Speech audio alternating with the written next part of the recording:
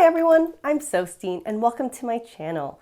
Today we're going to talk about making a ruffled gingham dress and frilly apron to match. Now you absolutely don't need to know anything about my inspiration to watch this video, but I was heavily influenced by Candy Candy, a Japanese anime from the 1970s that was incredibly popular in Korea when I was growing up in the late 80s.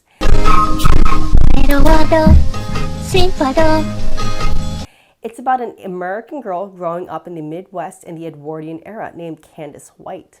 She starts off as an orphan, growing up in a surprisingly kind orphanage, and then adopted by some bad people, and then rescued by a mysterious benefactor. And of course, she meets some wonderful people along the way. So it's basically Daddy Longlegs plus Pigtail Lolita style. So it's like absolutely perfect to me. And it's a great anime, and it's also a manga or manhwa in Korean. And one thing I love about it is the fantastic art that came out of it. The art for this manga is just stunning. I love the aesthetic, the feel, the fashion. And while there's no one dress of Candy Candy I feel like I must have, she wears these ruffled, billowing dresses and a lot of frilly collars and aprons and pinafores. And it's just so girly and cute, and so much of the aesthetic of this anime has influenced my own daily life.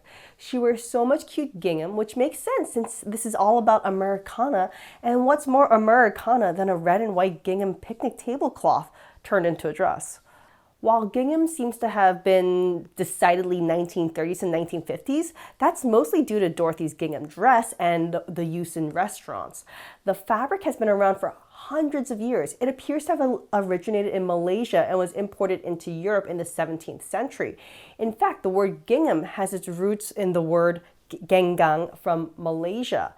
In the 18th century, gingham started to be produced in Manchester, England, and it became quite popular. And you'll see a lot of these checked fabrics in working class shirts from the time period, and I imagine it's because it's a pattern. It's much easier to clean and hide stains and maintain than a purely white shirt.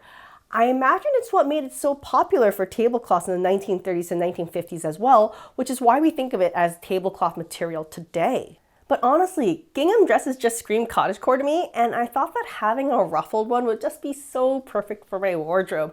And I didn't really see one in stores that I liked, so I decided to make my own. Now, I took a long time to look at Candy Candy and all the art from it and get inspiration. Honestly, there just wasn't one dress that screamed perfection to me, but I got the general feel and wanted something inspired by her wardrobe. A loose top gathered at the waist, full gathered skirt, often with a bottom ruffle.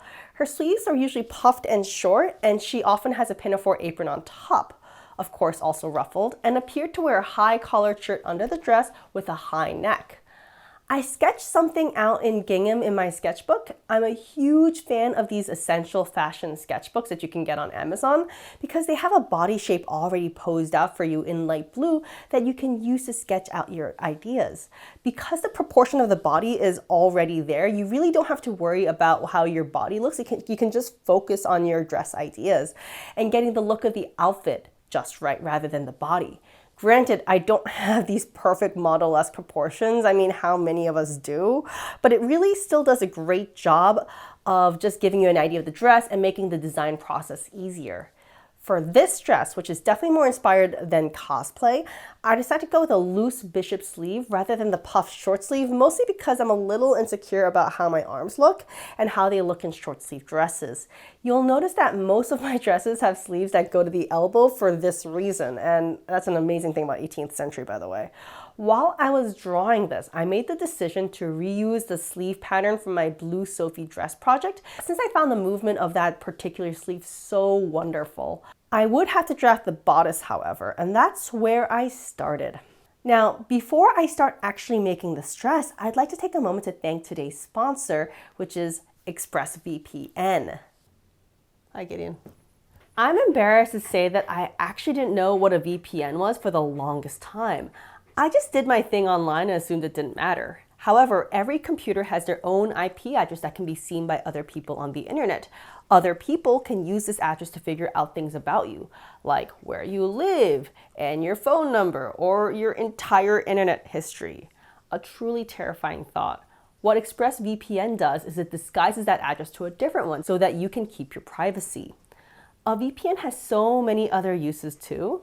You see, for years I've been completely hooked on a little British show called QI, which is short for Quite Interesting, where Stephen Fry or Sandy Totsvig talks about all sorts of interesting trivia and facts, but share them in a comedic and wonderful way. There are 18 seasons of it so far, but believe it or not, none of them are available on Netflix in the US. Now, this is where ExpressVPN comes in. When you start up ExpressVPN, you can choose which country your IP address is from.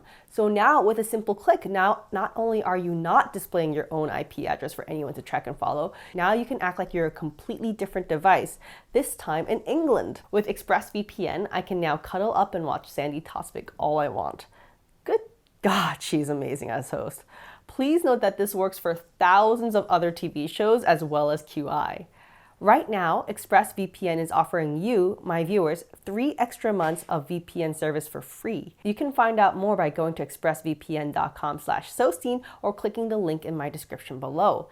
Thank you so much, ExpressVPN, for helping me indulge in my favorite British baking show comedian and her educational hijinks.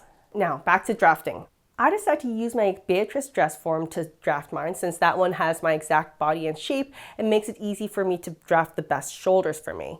I drew out the neckline and where I want the seam in, and I drew that with 1/8 inch tape. I linked all my supplies down below for anyone who wants to try this at home, by the way.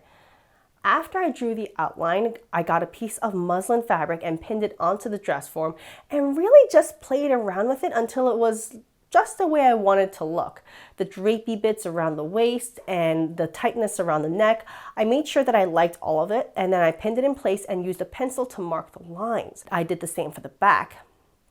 By the way, you'll notice that even though the dress is meant to have a looser waist, I'm not putting in gathers at the sides. Having an ungathered side is my secret to having a dress that gives you a flattering silhouette, even with a looser waistline. Then I cleaned up the lines with a pencil and put in seam allowances, which I made 1/2 inch because that's what I personally like.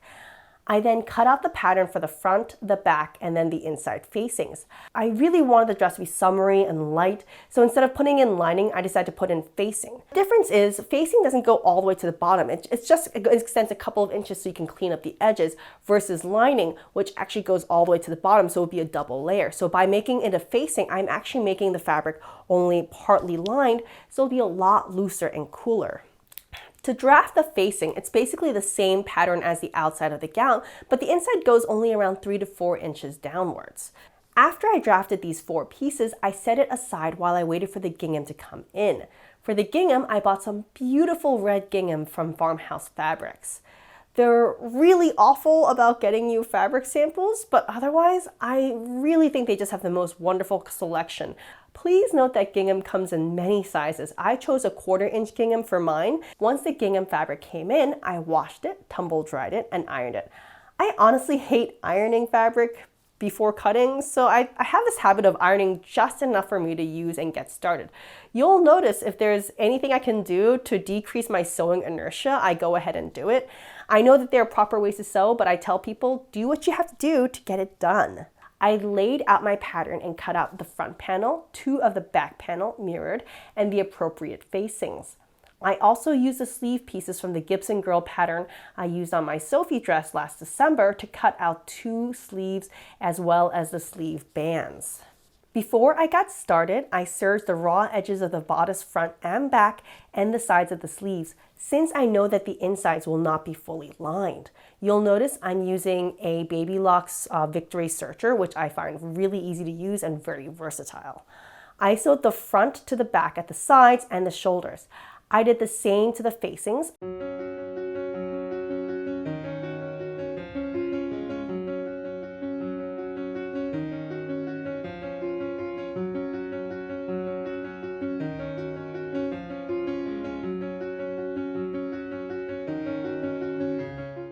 I then prepared the sleeves, sewing the sleeves together and gathering the lower edge and then sewing it to the band. Please note that I find that most patterns tend to underestimate the size of your arm, or maybe my arms are just abnormally large, so I usually cut out the largest size they give me and then figure out the actual size I want it to be later and then cut off the excess fabric.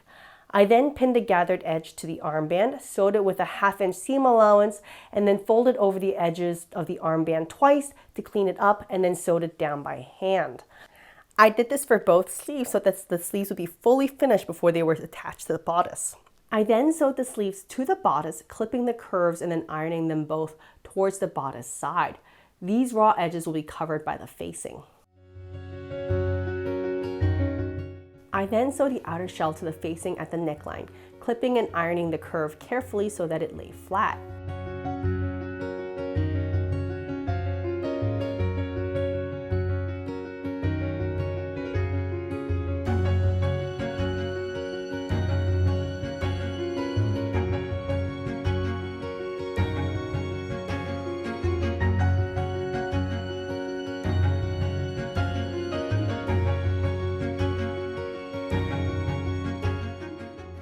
I ironed this right side out. I also took a moment to iron in the raw edge of the facing all the way around and then pinned it to the bodice. First, I sewed the facing to the top using a catch stitch so that there would be some wiggle room for the fabric so that there wouldn't be any visible pulling. I also did a whip stitch to sew the armholes down to the sleeve so that the facing would cover the raw edges of the sleeve seam allowance. Finally, there was a tiny prick stitch about 1/8 of an inch away from the edge of the neckline so that the neckline would stay put. Now that was all done, I needed to add the skirt and the waistband to the top. For the waistband, I just made a long band around about 2.5 inches thick, flat-lined it with some cotton twill, and gathered up the bodice to the waistband and pinned it in place right sides together. I then sewed all 3 layers together with a 1/2 inch seam allowance. Now it was time for me to prepare the skirt. Now the skirt looks like it's going to have gathers at the top of it, but at the same time, from the swishing action of candy skirts in the pictures, it looks far more like a full circle skirt than a simple rectangular skirt. So I decided I would take a circle skirt, but extend the inner radius of the skirt around the waistband so I would gather it up a little bit. I got my circle skirt pattern and traced it onto the skirt and using chalk, and then extended the radius of the inner circle by 3 inches for a larger center hole.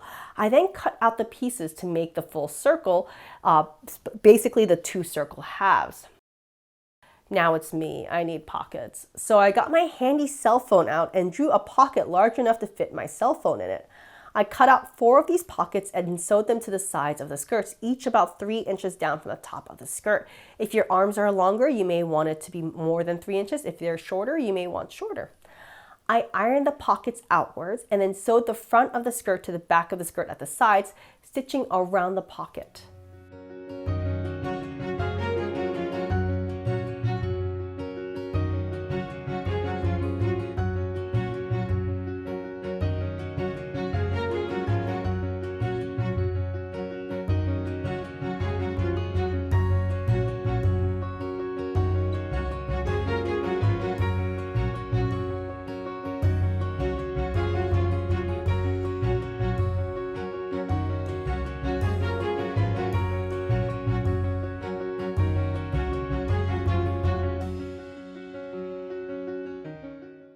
Afterwards, I ironed the pockets towards the front of the skirt and I gathered up the skirt waistband and then stitched it to the waistband bottom of the bodice that was already done.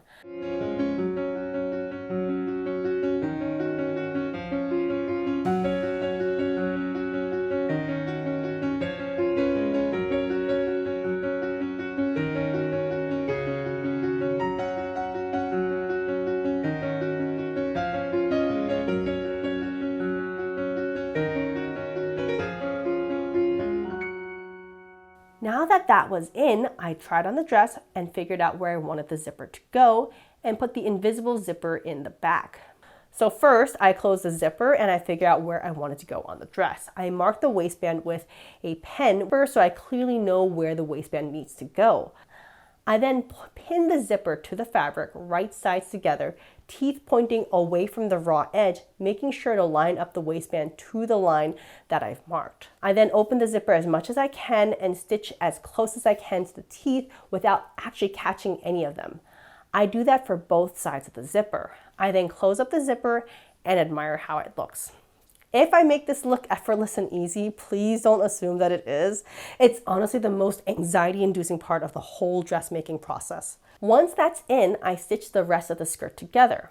Normally, I'd then hem the dress and it would be all done. However, at this point, I saw Angela Clayton's video about her ruffled dress and how all dresses should be ruffled, and I realized she was right. Besides, it's a candy dress. It needs ruffles. Like candy has so many bottom skirt ruffles. It's ridiculous. So I tried it on, figured out where I wanted the ruffles to be, and cut the skirt at that point. It turned out I had an excess 11 inches at the end, which is way longer than I needed. So I cut the bottom 7 inches off of that and decided to use that for part of the ruffle.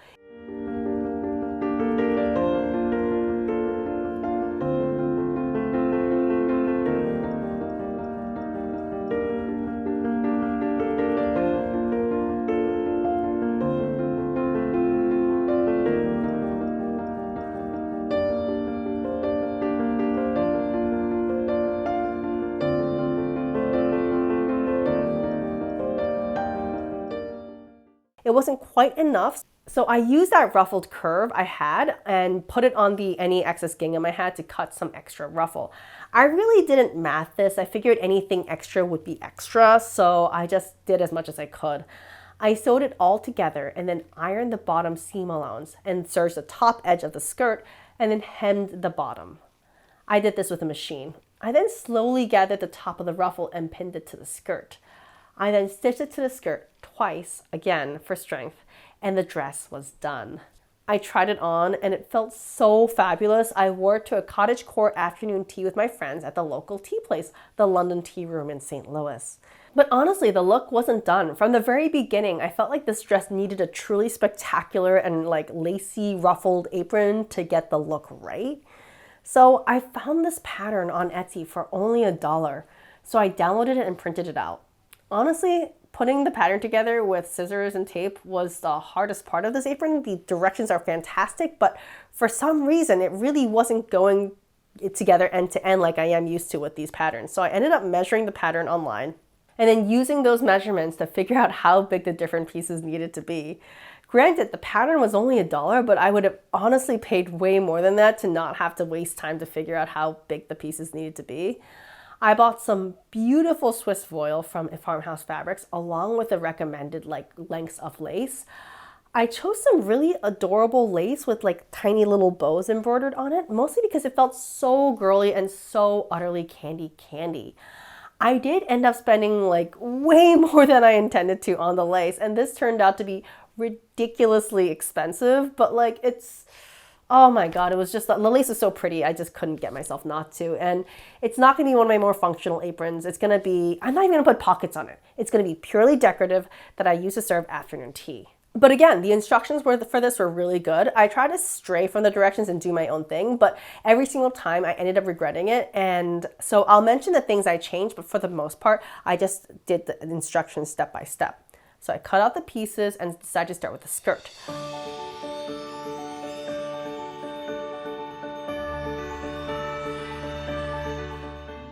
I sewed the 3 skirt pieces together, the 2 back to the front at the sides. I did serge all the raw edges ahead of time because I am not gonna be French seaming any of these or otherwise finishing the apron seams. I then traced the instruction lines for where to put in the pin tucks and the lace, and I decided to start with the pin tucks.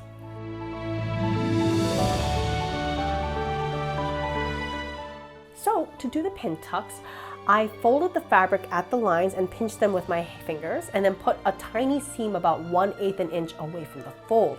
I did this 3 times for the 3 pin tucks along the apron skirt and then ironed them downwards.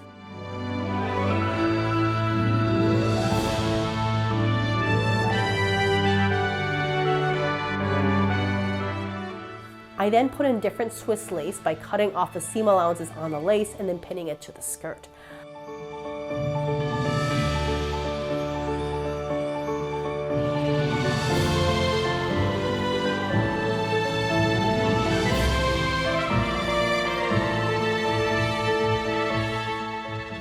I used a tiny 2mm wide zigzag stitch on the top and bottom of the lace to sew it down. I also added lace to the bottom of the skirt and topped that edge with another bit of lace.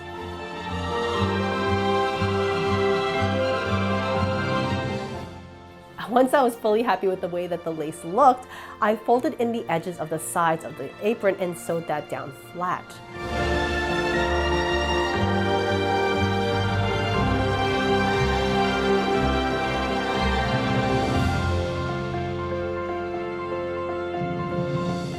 Then it was time to work on the top of the apron. I got the bib portion and added in the pin tucks and lace accordingly.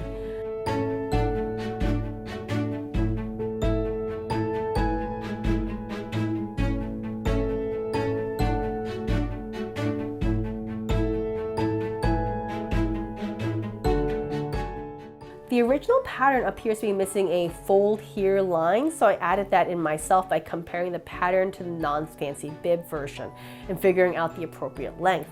However, the original bib pattern to the apron isn't fully faced, and I wanted mine to be, so it turned out to be irrelevant. I just ended up cutting off that fold portion and cutting out a second bib pattern and sewed it to the fully decorated bib pattern, right sides together, stitching it at the top where there was a row of lace, and then turned the right sides out and then ironed it flat.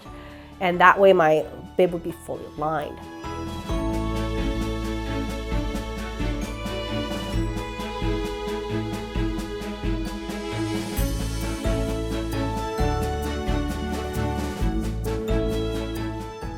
For the straps of the apron, as well as the waistband, the original pattern doesn't call for interfacing, but I felt like it would need some sort of stabilization. So I used some cotton poplin and flatlined this to the outer fabric of the waistband and arm straps. I then got the 3.5-inch wide lace and cut it out for the appropriate shape for the arm ruffles. And I gathered it up and sewed it to the apron straps between the marked dots. I machine sewed it down with a 2.5mm stitch and then ironed it outwards.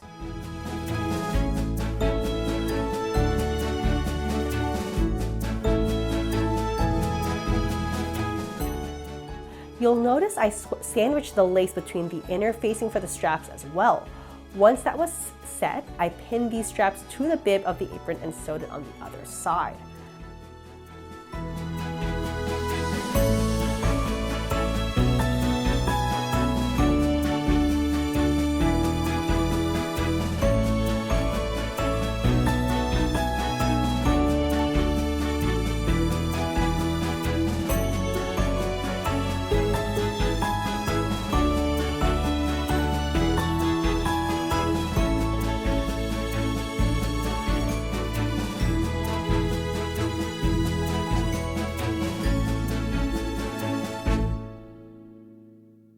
I then hand stitched the facing to the straps down.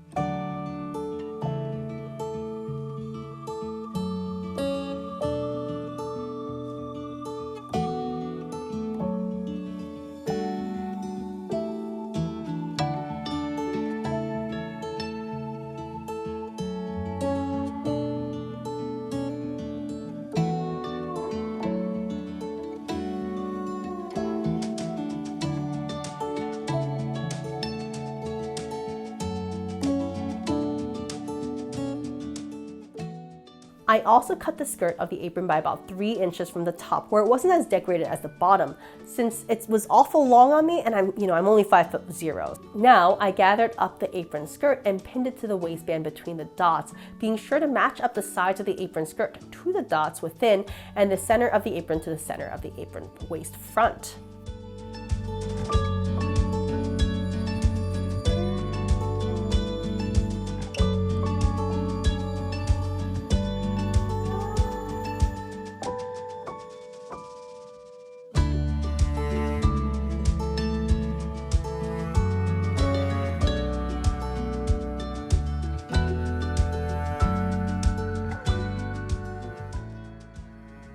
Meanwhile, I sewed the apron ties by folding in half along the length. I ironed it and stitched it to the sides of the waistband.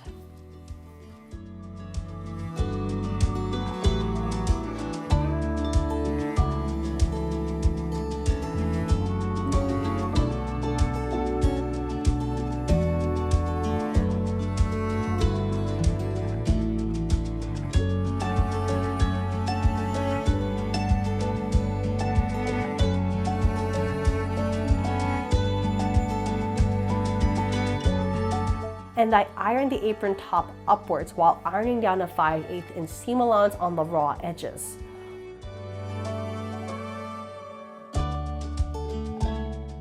Once this was done, the waistband was folded in half along the width, and the bib of the apron was folded upwards. I know this sounds a little weird, but take a look at the image and the drawing and it'll make sense. It's a little counterintuitive, but it worked. I sewed all raw edges together with a whip stitch, including sewing the apron bib so that it would stay in place, and the apron was done. I think the dress works with or without the apron. It has a very different feel either way. But overall, I just feel so awesome in it, and I love the way that the skirt swishes. I feel like this dress isn't complete without pigtails for some reason.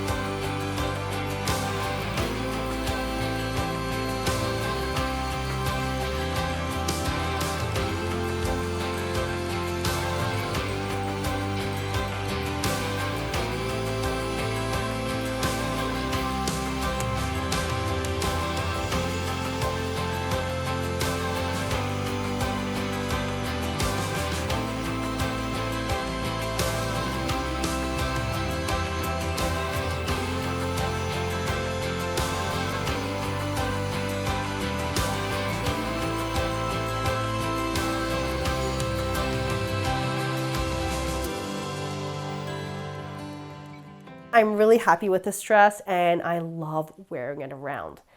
In the meantime, thank you so much for all your patience, guys. I know I haven't been updating as frequently as I really intended, and it's really due to some health issues that I'm currently dealing with. So thank you for all your patience and all the kind notes and wishes. It really made me feel so much better about just kind of deserting YouTube for a little bit. Anyways, thank you for watching. I have a ton of other exciting stuff planned.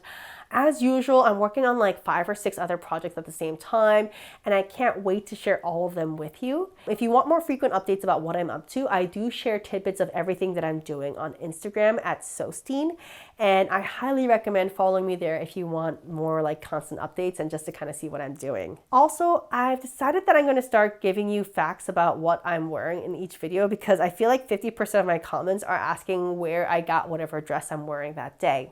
Today, I am wearing a mock chemise à la reine by Linen Naive, which is machine washable and really comfortable. It's kind of just like a dress that I love to wear every day. I have linked it below. So thanks, guys. And if you like this video, please give it a thumbs up and don't forget to subscribe and click the bell for notifications. Moment to thank today's sponsor, ExpressVPN. Hi, Gideon. Good job, Gideon. Look straight at the camera. Right there. Do you see that? You're supposed to look right there, and then you can read the words with me, Gideon. Do you like that? You're a good boy. Gideon, kiss. Okay. Entire internet history. A truly terrifying thought in my case.